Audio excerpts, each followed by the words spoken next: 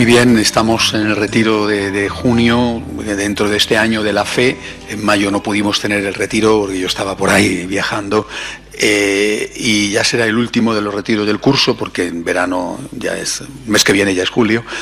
Y también, además, será el último de los retiros de este año de la fe, porque aunque después el año dura hasta septiembre, octubre, pero como no sé sinceramente dónde estaré en septiembre o en octubre, lo que es este ciclo de meditaciones sobre el año de la fe, lo quiero acabar con esta meditación de esta tarde, que quiero dedicarla a la Virgen María. Realmente estamos todavía recién terminados el mes de mayo, el mes de María, porque ayer fue 31, día de la visitación de María a su prima Santa Isabel, o sea que encaja perfectamente. Además, el próximo sábado es el Inmaculado Corazón de María. Y sobre todo porque hemos visto en estos meses, los que habéis solido venir desde el principio, hemos estado viendo cosas sobre la fe entendida como virtud, por ejemplo, o la relación de la fe con otras virtudes, y después algo de los contenidos, porque no se puede desglosar todos los contenidos de la fe. Y hoy quisiera ver la fe encarnada en una persona.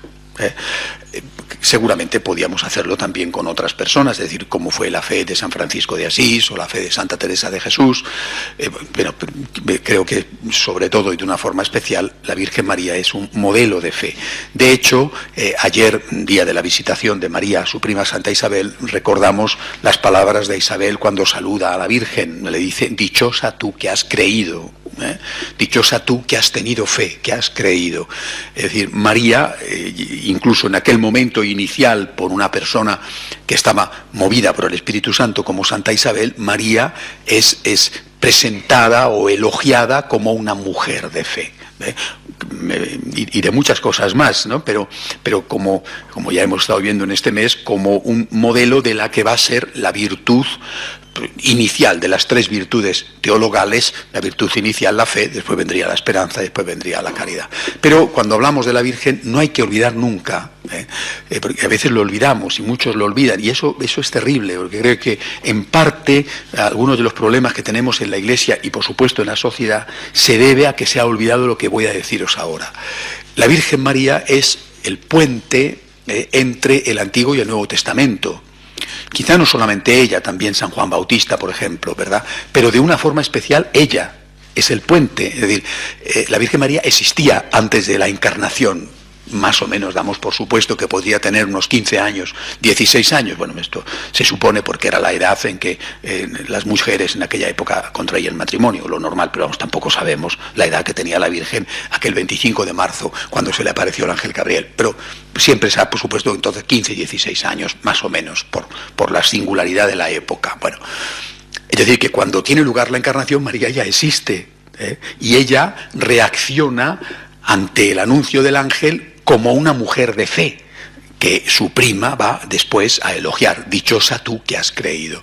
Por eso María, como puente entre el Antiguo Testamento y el Nuevo Testamento, tiene en sí misma una carga referente a la fe, que es todo lo que podemos aprender, todo lo que Dios ha revelado desde que empieza la revelación explícita con Abraham. María es lo mejor de su pueblo. Y eso no podemos olvidarlo, porque cuando se olvida todo lo que representa la revelación en el Antiguo Testamento, se comete el enorme error de creer que la revelación ha empezado con el Nuevo Testamento. Y es como si estuviéramos ante un edificio que tiene un primer piso o un quinto piso espectacular y bellísimo, pero nos hemos olvidado que hay unos cimientos o hay una planta baja, y que si esa base se quita, el edificio simplemente se viene al suelo. Hemos olvidado lo que significa la revelación en el Antiguo Testamento, ahora entraré en ello, ¿verdad? Y por eso precisamente tenemos una descompensación, como si estuviéramos hablando, como de hecho sucede, de derechos sin hablar de deberes. Resumiéndolo mucho, diríamos que el Antiguo Testamento son los deberes y después vamos a hablar de Jesucristo, con Jesucristo, de los derechos, resumiéndolo excesivamente, ¿verdad? Es decir, María es la que representa toda esa herencia que es también palabra de Dios, que es también revelación, y sobre la cual va a basarse la revelación de Jesucristo. La revelación de Jesucristo es la plenitud de la revelación, no el inicio de la revelación. Y esto se ha olvidado. Hablar de Dios como Padre se produce en un momento histórico después de 2000 años de haber hablado de Dios como Creador, Todopoderoso, Señor y Juez.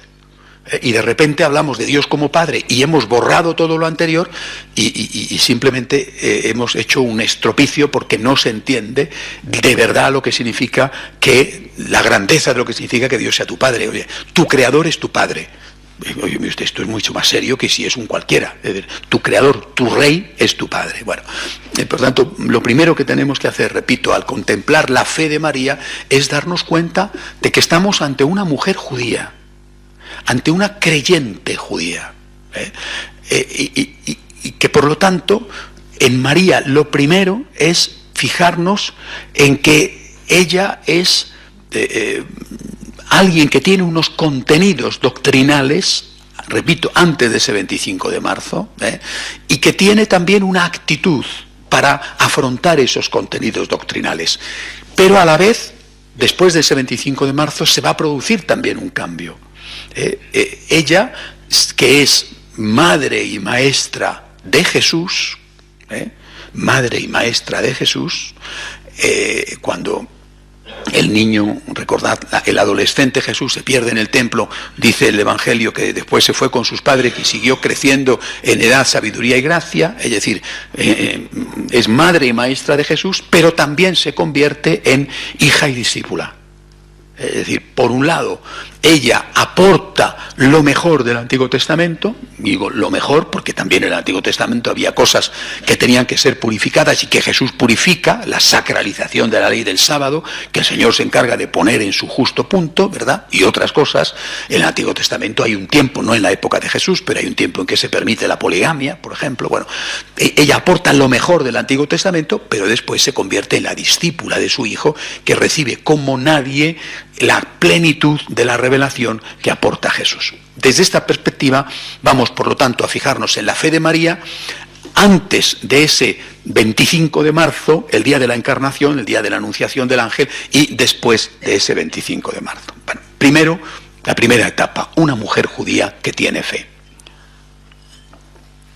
¿En qué cree María y cómo cree María? Y esto para nosotros es un modelo. Y vuelvo a insistir, porque esto se ha olvidado, estamos en una situación de descompensación muy peligrosa y que tiene graves consecuencias. ¿En qué cree María? En lo que le han transmitido sus papás, San Joaquín y Santa Ana, que a su vez lo recibieron de sus abuelos. Es decir, hay una transmisión familiar de la fe que en el pueblo judío es fortísima. El pueblo judío es un pueblo donde la familia, todavía hoy, representa algo extraordinariamente importante. Y la transmisión de la fe en la familia es fundamental en un pueblo, como sabéis, sometido históricamente a persecuciones y también a la diáspora, es decir, a la emigración para poder sobrevivir. Esta virgen, esta mujer judía que tiene que recibe las enseñanzas de su familia, va a creer, primero, en un Dios que es el Señor, el Creador, el Todopoderoso y el Juez. Es decir, va a ver a Dios como alguien a respetar. Y esto es lo primero que uno ve en la Virgen. Cuando la Virgen María afronta la aparición del ángel, se presenta delante de ese enviado, no como alguien sorprendido por la existencia del propio enviado, porque no sabemos qué costumbre tenía de hablar la Virgen con ángeles. A lo mejor no era la primera vez, la reina de los ángeles, pero en cualquier caso ella cree en Dios y cree en la intervención de Dios en la historia humana. Se presenta como alguien que está sorprendida del contenido de las palabras, no del hecho en sí. Qué raro que venga, pero existen los ángeles, o pero existe Dios. Es una mujer creyente, y creyente por lo tanto en lo sobrenatural. Se presenta como alguien que acepta el señorío de Dios y que por lo tanto va a responder a esa petición de Dios situándose a sí misma públicamente, es decir, deliberadamente, conscientemente, como la esclava del Señor. Ella, con esa frase, está expresando lo que un creyente judío experimenta, lo que un creyente judío tiene en su corazón. Dios es Dios y yo no soy Dios. Yo soy el siervo de Dios.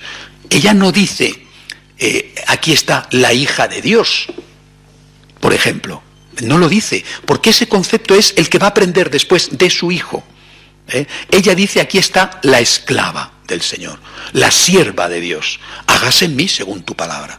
Expresa una convicción. Dios es el Señor, Dios tiene derechos sobre mí y yo tengo deberes para con Dios. Primer punto, repito, anulando esto, aquí hay un déficit de base, hay un déficit de cimiento para construir la casa. Por tanto, lo primero que nosotros tenemos que ver al contemplar la fe de María para aplicarlo a nuestra vida, lo primero que tenemos que ver es esto.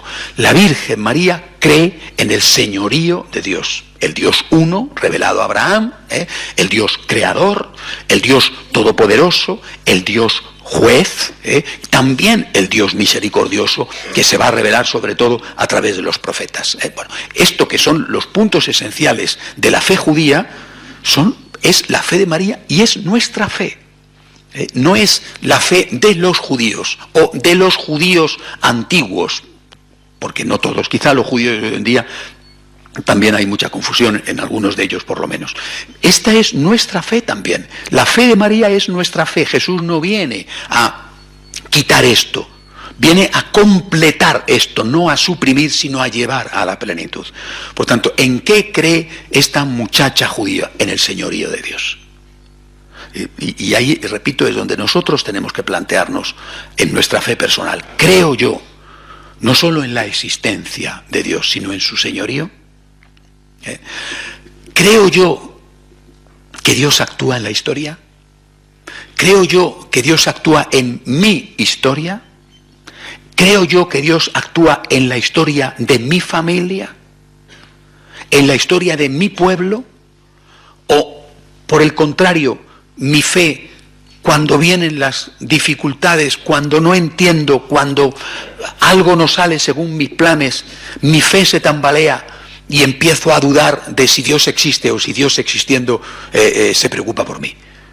La Virgen María, la muchacha de 15 años judía, va a creer en el señorío de Dios y después va a ser coherente con esa fe y va a afrontar situaciones muy peligrosas, y que ella es bien consciente del peligro mortal que implicaban, quedarse embarazada sin haberse casado con San José todavía, había hecho la primera parte de las bodas, y el Evangelio lo dice claramente, que San José decidió repudiarla en secreto, porque tenía derecho San José a ordenar que la mataran apedreada, porque era la muerte reservada a las adúlteras, y técnicamente lo que había hecho la Virgen, técnicamente, no moralmente, era un adulterio a los ojos de San José y a los ojos de la gente, porque vete tú a explicar a San José y a los demás que aquello era fruto del Espíritu Santo. ¿Y quién es el Espíritu Santo? Hay que ponerse en la piel de aquella gente.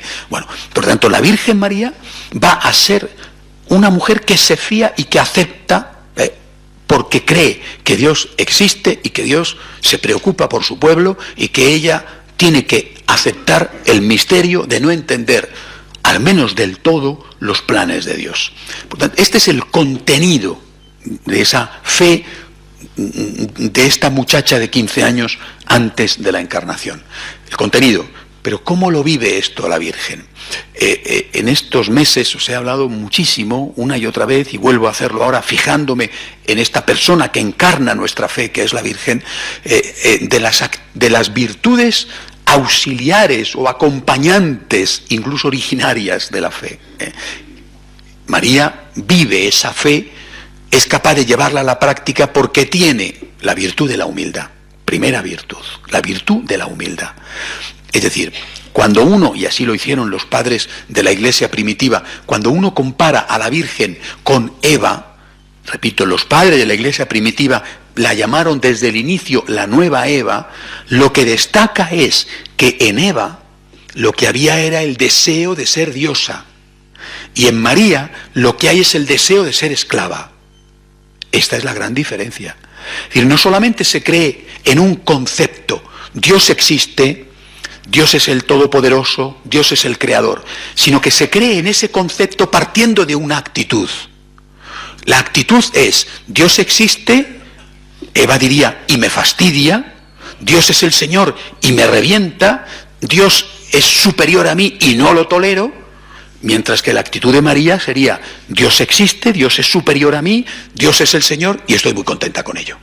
Y no quiero otra cosa. ¿Entendéis? O sea, no basta con tener unos contenidos intelectuales en la fe, sino cómo afrontas tú esos contenidos. Es decir, con qué actitud vital tú aceptas ese contenido que va a marcar tu relación con el contenido en sí. Delante de la existencia de Dios, delante del señorío de Dios, delante de los derechos de Dios, ¿tú cómo te encuentras? ¿Fastidiado o contento? ¿Tú aspiras a derribar a Dios de su trono para ponerte tú? ¿O aspiras a que Dios siga en su trono y convertirte tú en el siervo y en el esclavo del Señor? Y esto no es una cuestión meramente retórica o de frase bonita del Magnificat, ¿eh? Esto es una cuestión vital. Cuando tú desciendes a la vida real, a nuestra vida real, en esas circunstancias donde esto se pone a prueba, que siempre son las circunstancias dolorosas, aunque también lo son las circunstancias de éxito, ¿cómo encajas tú el misterio en tu vida? ¿Cómo encajas tú, no solamente el misterio del dolor, también el misterio del éxito, pero cómo encajas tú, por ejemplo, no entender? No entender no solamente las cosas que te pasan, sino no entender cómo es posible que Dios haya podido crear el mundo, por ejemplo. Cómo es posible que Dios esté pendiente de todas las criaturas que ha habido y que hay en el universo. Hay muchas cosas que no entran en nuestra cabeza, no porque sean absurdas, porque nunca tenemos que aceptar cosas absurdas, sino que no entran simplemente porque nuestra cabeza es más pequeña. ¿Cómo encajas tú esto? ¿Lo encajas desde la rebeldía? ¿Desde decir no acepto lo que no entiendo? ¿O lo encajas desde la humildad? Y que eso fue lo que hizo la Virgen. No entiendo, oiga, y no tengo por qué entenderlo todo, porque si Dios existe, si Dios es Dios, inevitablemente, necesariamente es más grande que yo. Por tanto, inevitablemente, necesariamente, no lo voy a entender del todo. Esta es la actitud vital que permite a María aceptar con alegría su papel delante del papel reservado a Dios. María no quiere ser una diosa. Eva quiso ser una diosa. La tentación de Eva fue, come del fruto del árbol prohibido, decide por ti misma qué es bueno y qué es malo, seréis dioses. Eva quería ser diosa. Eva no aceptaba que Dios era más grande que ella. Eva quería entenderlo todo. Y Eva quería decidir por sí misma qué era bueno y qué era malo. Cuando digo Eva, digo también Adán. Me refiero a Eva porque estoy comparándola con María. Bueno, es decir, hay un hombre, hay una mujer que no acepta ser hombre, que quiere ser Dios. Y va a entrar en esa rebeldía por el camino de la soberbia, por el camino el deseo de decidir por sí mismo qué es bueno, qué es malo. Va a entrar por ese camino para derribar a Dios de su trono, que es el que decide esto está bien y esto está mal. ¿Y por qué? Esta frase la escuchamos continuamente. ¿Y por qué? ¿Y por qué? ¿Y por qué a todo? ¿Y por qué? Dice usted, porque sí. Porque estamos hechos así. ¿Y por qué el fuego quema? Porque sí. ¿Y por qué el agua es húmeda? Porque sí. ¿Y por qué me tengo que morir? Porque sí. Porque eres una criatura y porque... No. Esta rebeldía del hombre que no acepta la existencia de cosas inmutables, lo que llamamos la ley natural, esta rebeldía del hombre que quiere decidir por sí mismo y controlar por sí mismo absolutamente todo, hasta la bondad o malicia de las cosas, esta rebeldía del hombre es la que tiene Eva, que le lleva consigo a perder el paraíso. Mientras que la Virgen María dice, yo soy la esclava del Señor, yo estoy contenta, no quiero derribar a Dios de su trono para ponerme yo en él, es que quiero que Dios esté en su trono. Al contrario, proclamo que es Dios el que derriba de su trono a los poderosos y enaltece a los humildes. Dios enaltece al humilde. No es que el que pretende ser humilde termina por derribar a Dios de su trono. Hay una frase preciosa en siglos posteriores. San Anselmo de Canterbury, uno de los grandes pensadores medievales anterior a Santo Tomás, él dice, esta frase dice, credo ut intelligam, creo para entender. No me molesta no entender, al contrario, soy consciente de que mi razón no puede entenderlo todo. Mi razón es un instrumento dado por Dios para entender. No desprecio la razón. Lo dirá magníficamente el Papa Benedicto con la encíclica Fe y Razón. Yo no desprecio la razón, valoro la razón, pero soy consciente de que la razón tiene limitaciones, de que no puedo meter la realidad entera, incluida la realidad divina, pero tampoco la realidad humana, no lo puedo meter en el pequeño cubículo de mi razón. Y para terminar de entenderlo todo, creo. Con mi razón accedo a muchas cosas y con mi fe accedo a aquellas cosas que no me permite acceder mi razón. Insisto, no porque tenga que aceptar absurdos, sino porque tengo que aceptar cosas que mi razón no está capacitada para entender porque son de otro orden, del orden sobrenatural. Esta frase de San Anselmo, credo ut intelligam, creo para entender, representa perfectamente la actitud de la Virgen y la actitud de cualquiera de nosotros. Uso la razón y complemento mi razón con la fe. La fe me amplía el horizonte de mi razón. Yo me planto delante de Dios aceptando su divinidad con todas sus consecuencias, aceptando su señorío, aceptando sus derechos, aceptando y creyendo en su divina providencia.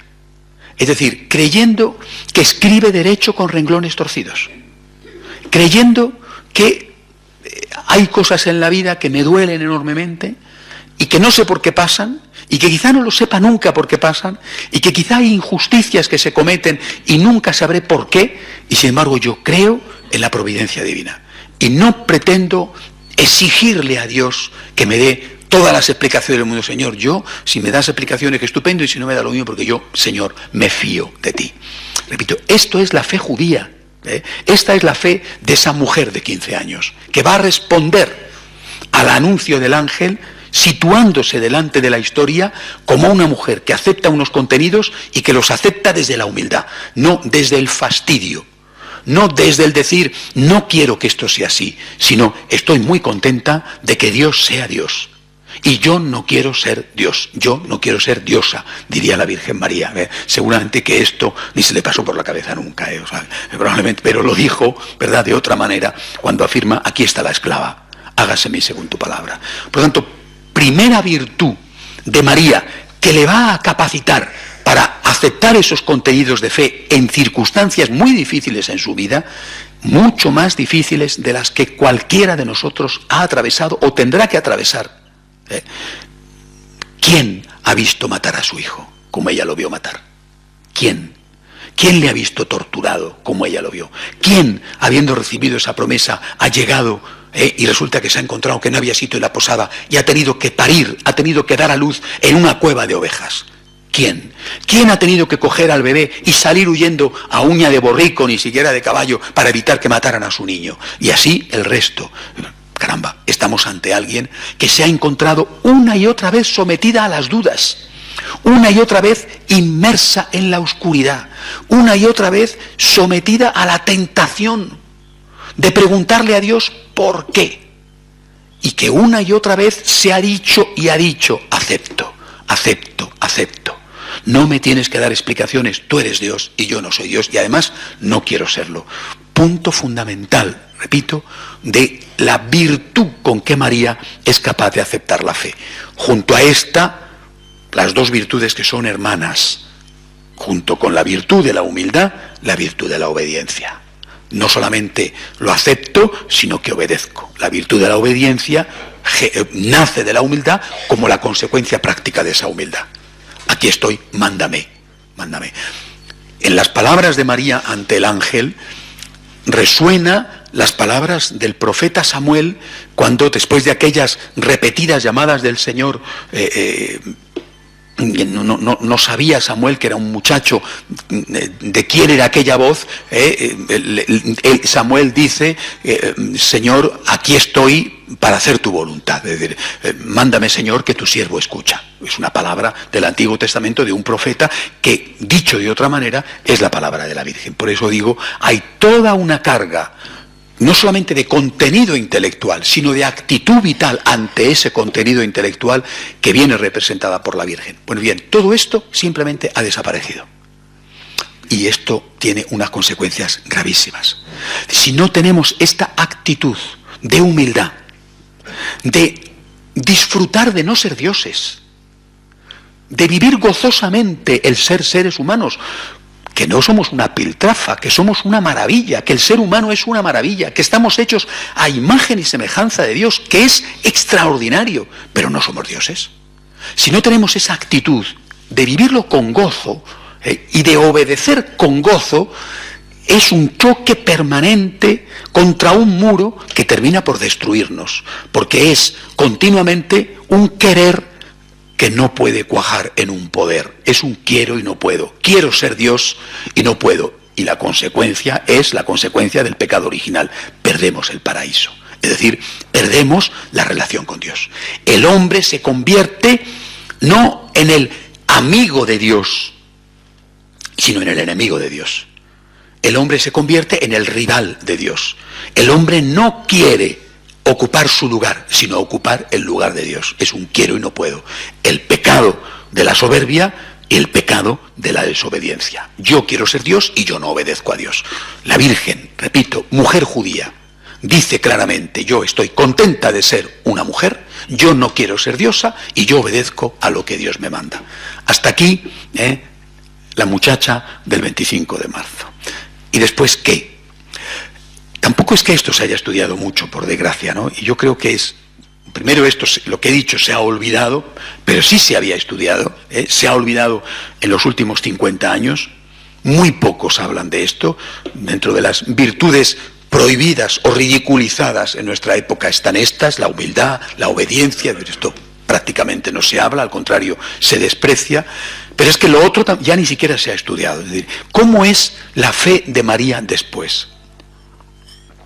Como os decía, María antes es hija,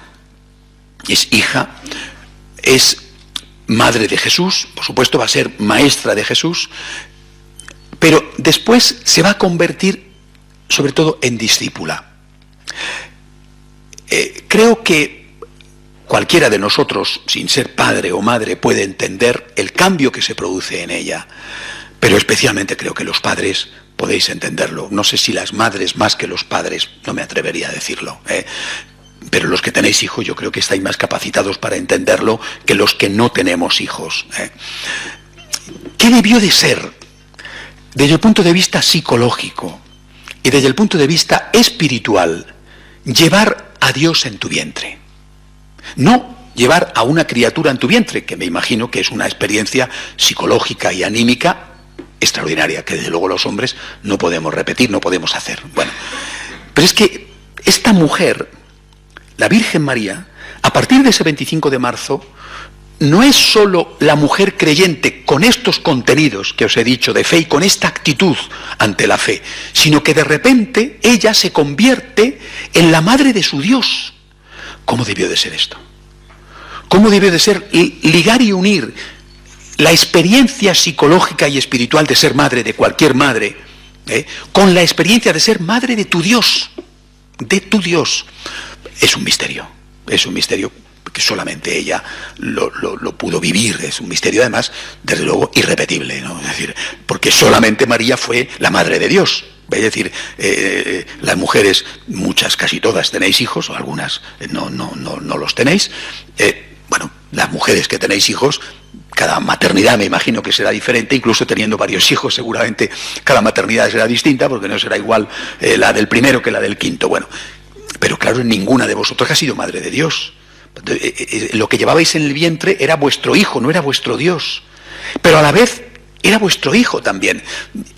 Esto debió de ser, repito, una cosa tan distinta, tan original, que es un misterio, porque yo como hombre, que no puedo ni siquiera entender lo que siente una mujer cuando está embarazada, imaginaos cómo puedo entender lo que siente la madre del Dios que lo ha tenido en su vientre. Pero creo que podemos decir que María, a partir del embarazo, se va convirtiendo más que antes en una discípula. En una discípula, primero de su bebé, no sé qué lecciones le daría al bebé, pero no olvidéis que decimos con razón que María es la esposa del Espíritu Santo. María, que ya estaba llena de gracia, se convierte de una forma especial a partir de ese momento en una discípula del Espíritu Santo. Es decir, el Espíritu Santo tuvo siempre una relación única con la Virgen. Y de hecho, el Evangelio dice que el Espíritu Santo la cubrió con su sombra. Y que es ese el momento en el que se produce la encarnación. Por lo tanto, María, discípula, va a ir sobre lo anterior completando. Y no sabemos qué, cuánto, cuándo, no lo sabemos. Cuando llega Pentecostés, 33 años más tarde de este momento, María ya lo sabía todo. Es que no lo sabemos. Ahí yo creo que tengamos que ponernos a elucubrar. Pero sí que ella fue, o de repente o poco a poco, conociendo intelectualmente aquello que su hijo, primero seguramente en casa y después en la vida pública, fue enseñándonos a todos. Aquello y naturalmente mucho más. ¿Cómo lo vivió la Virgen? A mí me parece que si antes lo que destaca, las virtudes que destacan en María para aceptar esa fe fueron la virtud de la humildad y la virtud de la obediencia, después a mí me parece que las virtudes que destacan fueron la virtud de la esperanza y la virtud de la caridad. No contra, sino complementando. El Dios que era respetado y obedecido, ahora es el Dios amado. Y yo creo que este es el cambio existencial profundo que se produce en esta mujer. Desde la maternidad. Ahora ya no estás ante el Dios desconocido, el Dios de tus padres, el Dios que en una zarza ardiente se le apareció en una teofanía a Moisés en el desierto. El Dios que 2000 años antes había hablado a Abraham en Ur de Caldea y le había dicho: sal de tu tierra, que haré de ti un gran pueblo. No estás ante un Dios de tradición, estás ante un Dios que lo tienes en tu vientre. Estás ante un Dios al cual amamantas. Caramba, esto es una cosa espectacular, ¿eh? Estás ante un Dios grande y a la vez extraordinariamente débil, como es extraordinariamente débil un bebé. Ante un Dios que te sostiene. Las mamás sabéis cómo los hijos os sostienen y cómo los hijos os fortalecen para luchar, ¿eh? Bueno, pero a la vez es un Dios al cual tú tienes que sostener. Es un Dios que depende de ti. Esto es una cosa nueva en la historia. Y de una forma plena, solo la Virgen lo vivió. De una forma plena, porque eso va a ser lo que Jesús nos enseña a todos. Yo te necesito. Tú dependes de mí. Antiguo Testamento, yo soy Dios y tú no eres Dios. Tú dependes de mí, pero ahora yo dependo de ti. Sin dejar tú de depender de mí, no te confundas, yo soy Dios y tú no eres Dios, ahora yo dependo de ti. Este es el cambio espiritual y psicológico que se va a producir con Jesucristo. Por eso precisamente decimos que el corazón del cristianismo es el agradecimiento, es decir, el amor a Dios. El corazón del judaísmo era el respeto a Dios y el corazón del cristianismo es el amor a Dios. Sin que eso signifique que en el Antiguo Testamento no había ya la intuición del amor a Dios y sin que en el Nuevo Testamento no haya la base del respeto debido a Dios. En el Antiguo Testamento lo que predomina es humildad y obediencia y en el Nuevo Testamento lo que predomina es la caridad, el amor. Y repito, María es el modelo perfecto. nadie como ella. Nadie como ella, porque nadie como ella llevó a Dios en su vientre. Nadie como ella le dio de mamar. Nadie como ella le cambió los pañales. Nadie como ella le cubrió si hacía frío. Nadie como ella le coge en sus bracitos y sale corriendo para evitar que Herodes le mate. Nadie como ella le enseñó a jugar o le enseñó las cosas de la casa. Nadie como ella le descolgó de la cruz cuando estaba crucificado, muerto ya. Es único y es el modelo. María vive su nueva fe de cristiana sin despreciar ni disminuir su fe de judía. Es el Nuevo Testamento, es el modelo del cristiano que se basa en ese Antiguo Testamento, lo vive con estas dos virtudes nuevas: la esperanza y el amor. Y no solo el amor, sino la esperanza y el amor. En estos meses anteriores, varios meses lo dediqué precisamente a hablar de la relación entre fe, esperanza y amor. Cómo la fe provoca la esperanza, cuál es nuestra esperanza y cómo la fe y la esperanza provocan el amor. Bueno, esto lo vemos en María. María es una mujer, también los judíos tenían esperanza, precisamente la tradición judía, es decir, la alianza era una promesa, por tanto había un contenido de esperanza: te daré la tierra, si tú me respetas, yo te cuidaré, si tú no adoras a otros dioses, yo haré de ti un gran pueblo y yo te protegeré. Esta era la esperanza judía. La esperanza cristiana se ve enriquecida y acepta el misterio de que no siempre las cosas van bien en esta vida. Bueno, la esperanza cristiana, ya os lo dije en su momento, tiene al menos estos tres contenidos: Dios te acompaña en la vida, venid a mí los que estáis cansados y agobiados y yo os aliviaré. Dios te perdona tus pecados, la divina misericordia, y Dios con su sangre derramada te abre las puertas del cielo si tú mueres en su gracia. María tiene esta esperanza. ¿En qué momento tuvo los conceptos también, como yo os los estoy explicando ahora? ¿En qué momento? Pues esto es lo que, como os he dicho antes, yo no lo sé. ¿En qué momento el Espíritu Santo o su propio Hijo le enseña a la mamá discípula, a la mamá maestra, le enseña como discípula estas cosas? Esto yo no lo sé y tampoco me interesa, pero que lo tiene, y sobre todo que lo tiene en el momento de la cruz, no me cabe ninguna duda. Por eso ella es, en el momento de la cruz, el modelo de la esperanza. Y desde ahí, desde esa fe y desde esa esperanza, es donde pasa a la caridad. María vive su nueva fe cristiana no ya solo con la perspectiva judía de la humildad y de la obediencia, sino también con la perspectiva cristiana del amor. ¿Qué significa esto? Que para María, repito, para cualquier madre, pero para ella, centrada no solo en el Hijo, sino en el Hijo Dios, en el Hijo que además era Dios, es decir, en el Hijo que depende de ti, pero del cual tú dependes, en el Hijo al cual tú adoras y a la vez al cual tú cuidas, que esto es impresionante, que se pueda producir esta conjunción. María se sitúa delante de su Hijo diciendo: no quiero darte los mínimos, sino que yo aspiro a darte los máximos. Esto es el amor. Esto es una madre o un padre. En este caso, más todavía, repito, porque no es solamente el amor de una madre o un padre, sino que es el amor de una madre unido a la adoración de una creyente. Cuando uno contempla la moral cristiana, es decir, la caridad cristiana, y la comparas con el Antiguo Testamento, te das cuenta del cambio. En el Antiguo Testamento, la actitud ante Dios desde la perspectiva moral es la actitud de decir: no hagas el mal. En el Nuevo Testamento la actitud es: no hagas el mal y haz el bien. Aquella preciosa parábola del buen samaritano lo explica perfectamente.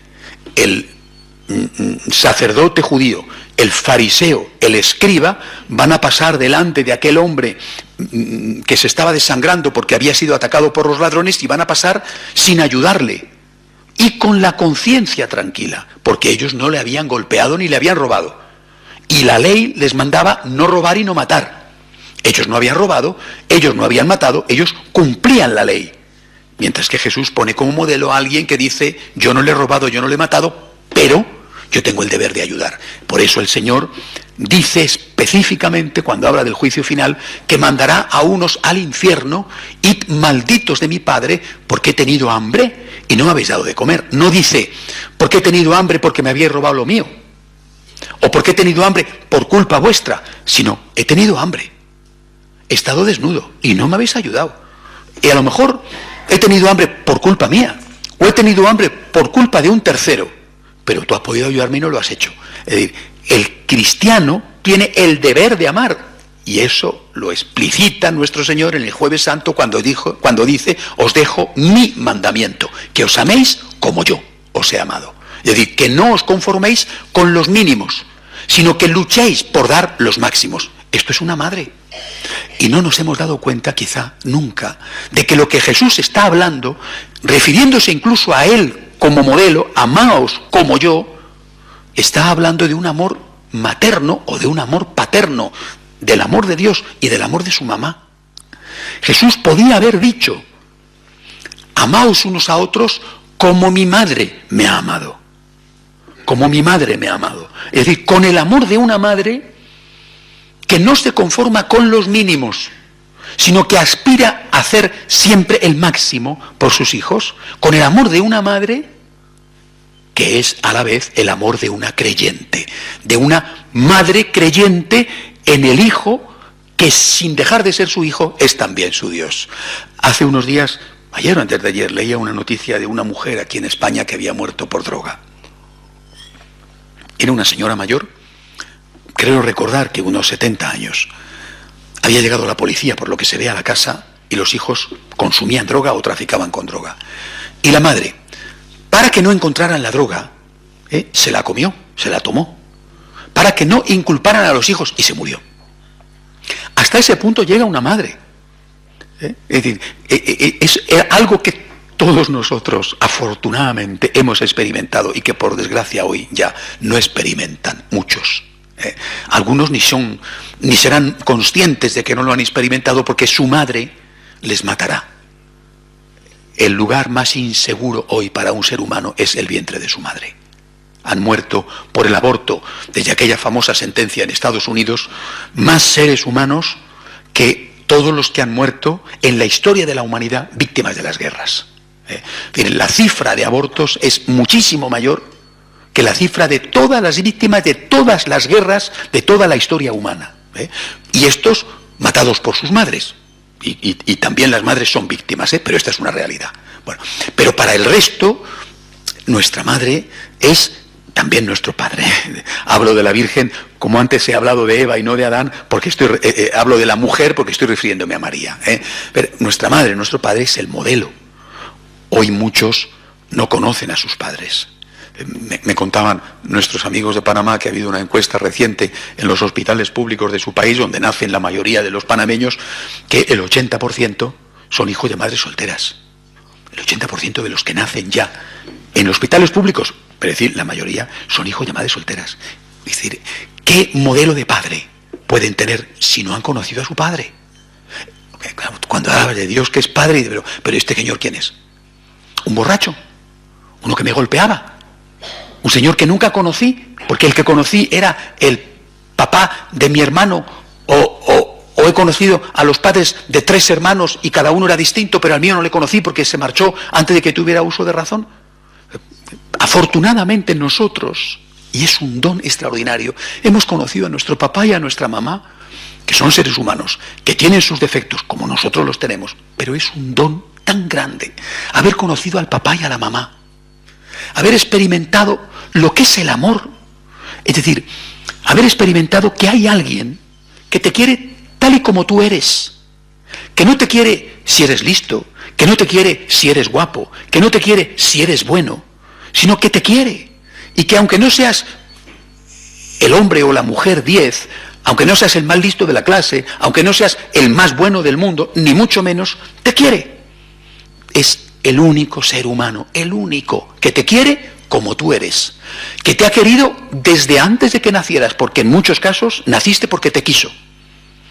Esto, que es una experiencia seguro de todos los que estamos aquí, ya no es hoy la experiencia común de la humanidad. Esto es terrible, porque nos cuesta mucho entender no a nosotros, sino a muchos hombres, cómo es el amor de Dios o cómo era el amor de María, porque no han tenido una experiencia amable de su mamá o de su papá. Es un don sinceramente extraordinario que nosotros sí que lo hayamos tenido. Hemos tenido en casa a un papá y una mamá y no a dos señores con bigote. Hemos tenido en casa a un papá y una mamá y no a dos señoras que una de ellas ha hecho la inseminación artificial. ¡Qué don tan grande el que hemos tenido! Y por eso nos permite esta experiencia nuestra, al fin limitada, porque obviamente nuestro papá y nuestra mamá eran seres humanos, nos permite entender la grandeza del amor de Dios Padre y la grandeza del amor de María. María vive su nueva fe desde la caridad, desde la esperanza, con unos contenidos que la sostienen en medio de la oscuridad, y desde la caridad. Ella, mamá creyente, ella que cuida y que adora, ella que respeta y que a la vez educa a esa criatura única que era Dios y hombre verdadero, ella no se conforma con los mínimos. Yo creo que, por eso repito, cuando Jesús dice, amaos como yo os he amado, está poniendo delante de aquellos apóstoles en aquella noche sagrada del Jueves Santo, cuando poco después ya va a morir, está poniendo delante un modelo que ellos han tenido durante 3 años delante de su mirada, porque no han conocido lo suficiente a la Virgen, que ha sido mantenida de forma deliberada lejos, hasta ese momento. Ha sido mantenida lejos para ahorrarle peligros. Pero podía haber dicho, amaos como mi mamá me amó. Con amor de madre y con amor de creyente. ¿Cómo era la fe de María? La del Antiguo Testamento, vivida desde la humildad de no querer ser diosa, de ser feliz siendo un ser humano, de no querer sustituir a Dios para colocarse uno con Dios y con los demás, desde la obediencia. Pero también la nueva fe cristiana, que acepta que Dios es Dios y los contenidos íntegros, por ejemplo, la revelación extraordinaria de la Santísima Trinidad, con todo lo que eso significa de cosa práctica, que lo acepta y que ama. La mujer del Antiguo Testamento cumple los mínimos. La mujer del Nuevo Testamento da los máximos. Y este es nuestro modelo. Por eso digo, ¿cómo